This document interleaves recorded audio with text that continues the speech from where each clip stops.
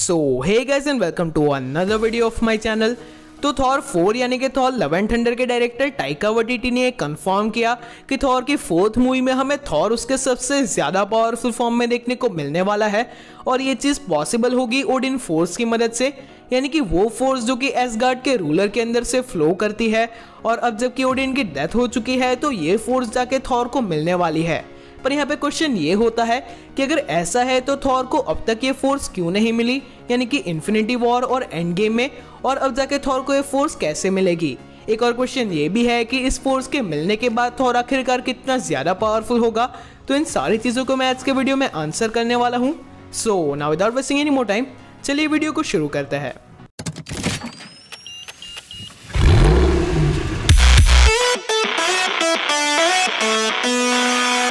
तो चलिए सबसे पहले तो हम ये डिस्कस करते हैं कि ऐसे कौन से रीजंस हैं जिनकी वजह से थॉर को अपनी ओडिन फोर्स, या फिर अब तो वो थॉर में से फ्लो करेगी तो उसे थॉर फोर्स भी कह सकता है, वो नहीं मिली है।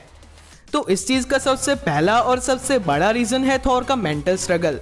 तो हमने देखा कि एज ऑफ अल्ट्रॉन में भी थॉर को नाइटमेयर दिखा था, जहाँ पे उसे ऐसा कहा गया कि वो रैग्नारॉक की इवेंट्स को प्रिवेंट कर सकता था, पर वो नहीं कर पाया। और ऐसा ही कुछ हमें थॉर द रैग्नारॉक में भी देखने को मिला, जहाँ पे उसने खुद ही सर्टर को समन किया। तो इस चीज ने भी थॉर को अपने आप से काफी ज्यादा डिसअपॉइंट किया।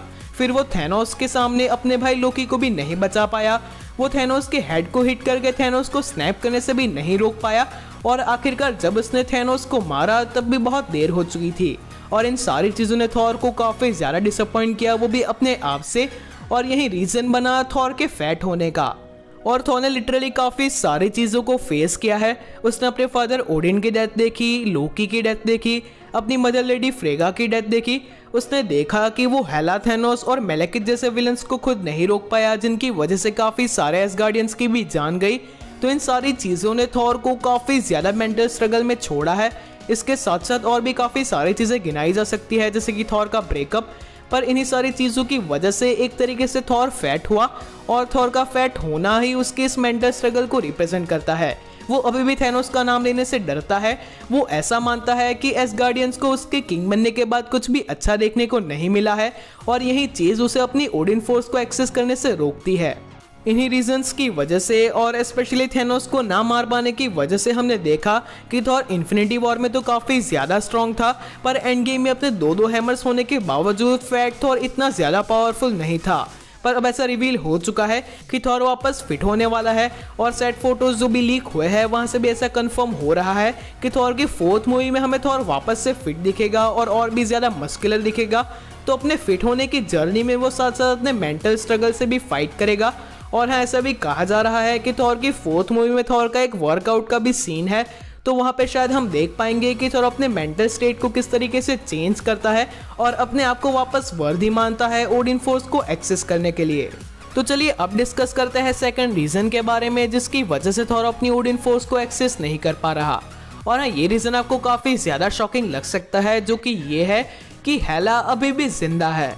तो अगर आप थॉर द रैग्नारॉक मूवी के एंडिंग को देखोगे और उसे स्लो मोशन में काफी अच्छे से ऑब्जर्व करोगे, तो आपको भी ऐसा लगेगा कि वहाँ पे हमें हेला की डेथ को अच्छे से नहीं दिखाया गया, एक्यूरेटली नहीं दिखाया गया। और काफी सारे फैन थ्योरीज तो इस चीज को स्पेकुलेट करती है कि एक्चुअली में हेला वहाँ पे मरी नहीं थी, बल्कि टेलीपोर्ट हो गई थी। और according to Marvel Comics, Odin को भी अपनी ओडिन फोर्स तभी मिली थी जब उनके फादर बोर की डेथ हो चुकी थी और उनके सारे ब्रदर्स की भी डेथ हो चुकी थी, और वो अकेले बचे हुए राइटफुल किंग थे। तो अगर हेला भी जिंदा है, जो कि ओडिन की पहली संतान है, तो शायद इसी वजह से थॉर को भी ओडिन फोर्स नहीं मिल रही, क्योंकि वो अकेला बचा हुआ राइटफुल किंग नहीं है। और शायद ओडिन फोर्स इन दोनों कैरेक्टर्स के बीच में डिवाइड सी हो रही है। और हाँ, फैन थ्योरीज ऐसा कहती है कि टेलीपोर्ट हो जाने के बाद हेला काफी ज्यादा वीक होगी, क्योंकि हेला को पावर एसगार्ड से मिलती है और एसगार्ड अब पूरी तरीके से डिस्ट्रॉय हो चुका है, और उसकी इसी वीक स्टेट में उसे मारेगा गॉर द गॉड बुचर। और गॉर की ऐसी पावर है कि अगर वो किसी भी गॉड को मारता है तो उसकी पावर्स गॉर के अंदर आ जाती है। और गॉर का मेन वेपन है नेक्रोस्वॉर्ड। और अगर आप कॉमिक्स की नेक्रोस्वॉर्ड को देखेंगे या फिर ऐसे कॉन्सेप्ट आर्ट को जो कि गॉर के लीक हुए हैं, तो आपको ये चीज काफी ज्यादा लगेगी कि गॉर की जो नेक्रोस्वॉर्ड है वो बिल्कुल हेला के वेपन्स की तरह है, यानी कि हेला को मारने वाला और कोई नहीं बल्कि गॉर द गॉड बुचर होगा। और हेला के मरने के बाद थॉर को आसानी से उसकी ओडिन फोर्स मिल पाएगी।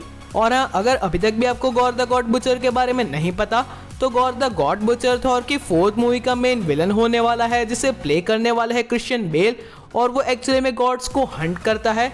और आई विश के फैन थ्योरी सच हो, क्योंकि थॉर की 4th मूवी के विलन के हाथों थॉर की 3rd मूवी के विलन की डेथ देखना सुनने में ही काफ़ी ज़्यादा एक्साइटिंग लगता है। तो चलिए अब बात करते हैं 3rd और सबसे ज़्यादा इंटरेस्टिंग पॉइंट के बारे में, जो कि ये है कि थॉर अपने हैमर्स के ऊपर काफ़ी ज़्यादा डिपेंड करता है। तो एक्चुअली में थॉर के जो हैमर्स है यानी कि म्योनिर और स्टॉर्म ब्रेकर, जो कि उरु मेटल से बने हुए हैं, वो थॉर की ही पावर्स को फोकस करता है, थॉर की ही एनर्जी को चैनल करता है।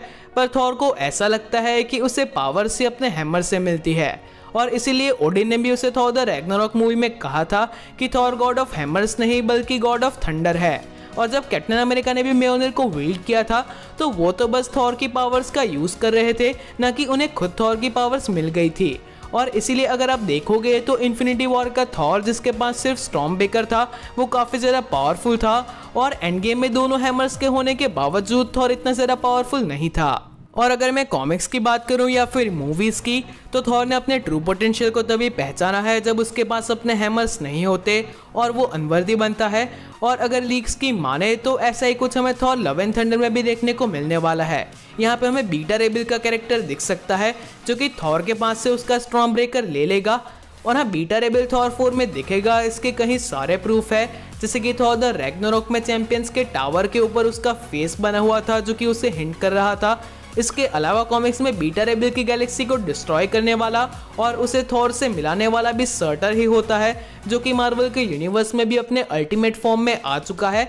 फिर थॉर का जो नया हैमर है यानी कि स्टॉर्म ब्रेकर, वो कॉमिक्स में बीटा रेबिल का वेपन रह चुका है। और इसके अलावा सबसे बड़ा प्रूफ तो ये है कि थॉर 4 के सेट पे से हमें थॉर के व्हीकल्स यानी कि थॉर की गोड्स के कुछ फोटोज देखने को मिले हैं। अब अगर थॉर के पास अपना स्टॉर्म ब्रेकर होगा तो वो उसका यूज करके इजीली बाइफ्रॉस्ट को समन कर सकता है, और उसे इन व्हीकल्स को यूज करने की जरूरत नहीं है। और शायद अपने हैमर के ना होने पे ही थॉर वापस अपने ट्रू पोटेंशियल को और ओडिन फोर्स को रियलाइज करे। और हाँ, ऑल फादर थॉर इतना ज्यादा पावरफुल है कि वॉर ऑफ फिल्म्स की कॉमिक की स्टोरी लाइन में उसने अपने टूटे हुए म्योनिर को वापस से रिबिल्ड कर दिया था, वो भी सिर्फ अपनी सोच की मदद से। तो अगर थॉर ने अपने ट्रू पोटेंशियल को पहचाना तो वो मूवी में भी ऐसा कर सकता है, और शायद ऐसे ही हमें मार्वल के यूनिवर्स में म्योनिर का रिटर्न देखने को मिल सकता है, वो भी ओडिन फोर्स की हेल्प से। तो अब तक तो हमने थॉर को उसके हैमर्स के साथ काफ़ी ज़्यादा पावरफुल देखा है, पर शायद अब हम थॉर के सबसे ज़्यादा पावरफुल फॉर्म को तब देखेंगे जब म्योनिर जैन फॉस्टर के पास होगा और स्टॉर्म ब्रेकर बीटा रेबिल के पास होगा। तो मुझे तो ये फैन थ्योरी भी काफ़ी ज़्यादा इंटरेस्टिंग लगती है। आई होप कि ऐसा ही कुछ हमें मूवीज़ में दिखाया जाए।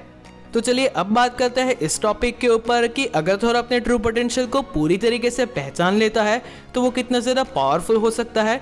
तो थॉर इतना ज़्यादा पावरफुल हो सकता है कि फिर वो मार्वल के सबसे ज़्यादा पावरफुल विलन्स को भी हरा सकता है, जैसे कि थैनोस या फिर हेला या फिर ईगो द लिविंग प्लैनेट।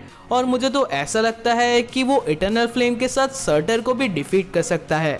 वैसे मैंने मार्वल के सबसे ज़्यादा पावरफुल विलन्स का एक रैंकिंग बनाया है, अगर चाहो तो देख लेना, वीडियो आपको एंड स्क्रीन के ऊपर मिल जाएगा। और अगर मैं कॉमिक्स की बात करूं तो कॉमिक्स में ओल्ड किंग थॉर यानी कि ऐसा थॉर जिसने अपनी पूरी पावर्स को एक्सेस कर लिया है और वो ओडिन की तरह काफ़ी ज़्यादा ओल्ड भी हो चुका है, वो कितना ज़्यादा पावरफुल है इसका आइडिया आप इन 3 एग्जाम्पल्स पे से लगा सकते हैं कि उसने ऐसे कैरेक्टर्स को डिफीट किया जो कि पूरे यूनिवर्स की सारी लाइफ फॉर्म को कंज्यूम करके काफ़ी ज़्यादा पावरफुल हो चुका था।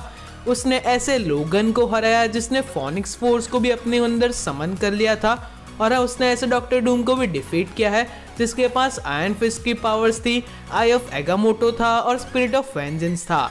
तो आप खुद ही सोच लो यार कि थॉर कितना ज़्यादा पावरफुल है। और हाँ, एसगार्डियंस की 2 खासियत होती है। पहली तो ये कि एसगार्डियंस के चिल्ड्रन उनसे ज़्यादा पावरफुल होते हैं, और इसीलिए ओडिन ने भी थॉर से कहा था कि वो ओडिन से भी ज़्यादा पावरफुल बनेगा। और दूसरी ये कि जैसे जैसे उनकी एज बढ़ती जाती है वैसे एसगार्डियंस ज़्यादा पावरफुल होते जाते हैं, और इसीलिए ओल्ड किंग थॉर मार्वल का सबसे ज़्यादा पावरफुल सुपर हीरो है। और मैं मार्वल के सिनेमैटिक यूनिवर्स में भी ये देखना चाहता हूँ कि थॉर को काफ़ी ज़्यादा पावरफुल दिखाया जाए। मुझे तो ऐसा लगता है कि अगर थॉर ने अपने पूरे पोटेंशियल को पहचाना तो वो कैप्टन मार्वल और स्कारलेट विच जैसे कैरेक्टर से भी ज़्यादा पावरफुल बनेगा, और फ्रेंकली स्पीकिंग मैं ये चाहता हूँ कि थॉर ही मार्वल का सबसे ज़्यादा पावरफुल सुपर हीरो हो। वैसे आपको इन तीनों कैरेक्टर्स में से ज़्यादा अच्छा कौन लगता है और ज़्यादा पावरफुल कौन है, नीचे कमेंट कीजिए। So that is it for today guys. अगर आपको आज का वीडियो अच्छा लगा हो तो इसे लाइक कीजिए, शेयर कीजिए और अगर यहाँ पे नए हो तो इस चैनल को सब्सक्राइब कीजिए। तो चलिए मिलते हैं हमारे अगले वीडियो में।